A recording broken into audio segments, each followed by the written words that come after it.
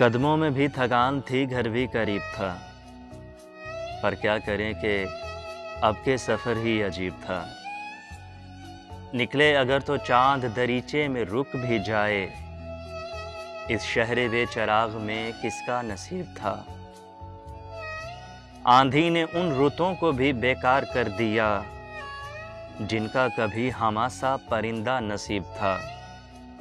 कुछ अपने आप से ही उसे कश्मकश न थी, मुझ में भी कोई शख्स उसी का रकीब था। पूछा किसी ने मोल तो हैरान रह गया, अपनी निगाह में कोई कितना गरीब था। मक्तल से आने वाली हवा को भी कब मिला, ऐसा कोई दरीचा के जो बेसुलीब था। पर क्या करें कि अब के सफ़र ही अजीब था।